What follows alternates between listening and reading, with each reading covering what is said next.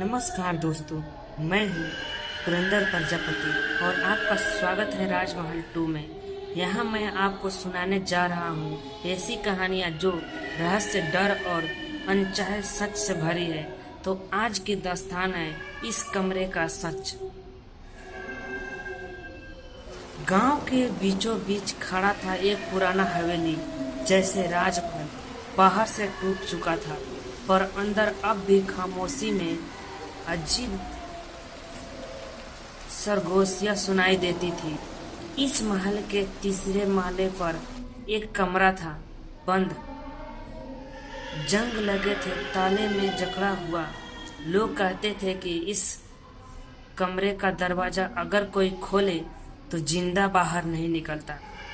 गांव वाले अक्सर उस कमरे के बारे में फुसफुसाते रह जाते, पर कोई खुलकर कुछ नहीं कहता।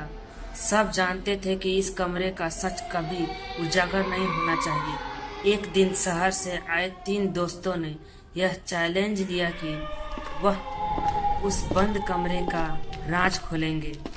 आधी रात को सिर्फ टॉर्च और कैमरा लेकर वो महल में घुस गए।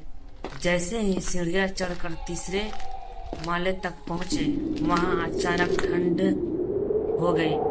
दरवाजे के सामने पहुंचते ही एक दोस्त ने ताले को तोड़ा। दरवाजा ची ची कर की आवाज करता हुआ खुला और कमरे के अंदर अंधेरा ही अंधेरा, जैसे सदियों से सूरज की रोशनी वहां पहुंची ही न हो। अंदर कदम रखते ही टॉर्च की रोशनी दीवार पर टकराई, जहां पुराने खून के धब्बे और अजीब निशान बने हुए थे। कमरों के बीचे बीच एक टूटी हुई लकड़ी की कुर्सी पड़ी थी और उसके पास जमीन पर पड़ा था एक लाल दुपट्टा। अचानक वह दुपट्टा खुद व खुद हिलने लगा। दोस्तों की रूह कांप गई। उन्होंने सोचा हवा होगी, लेकिन खिड़कियां तो सब बंद थी। अचानक कमरे में सिसकिया की आवाज गूंजने लगी और फिर तेजी होती गई। टॉर्च झपक झपक कर बंद हो गई।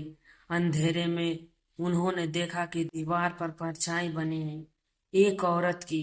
वह धीरे धीरे उनकी ओर बढ़ रही थी। तो दोस्त डरकर बाहर भागे, लेकिन तीसरा वहीं रह गया। जब बाकी दोनों ने हिम्मत करके उसे ढूंढा तो कमरे के दरवाजे पर ताला फिर से बंद था और भीतर से सिर्फ एक आवाज आई, अब यह और आज तक कोई न जान पाया कि दोस्त का क्या हुआ। लोग कहते हैं अगर आधी रात को उस कमरे के पास कान लगाए तो मदद की धीमी पुकार सुनाई देती है।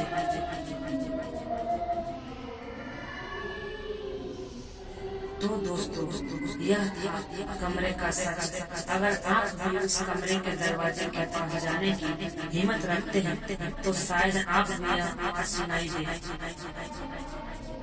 कैसी लगी आप सबको यह कहानी, बताइएगा जरूर। अगली बार मिलते हैं राजमहल की एक और रहस्यमय दास्तान के साथ।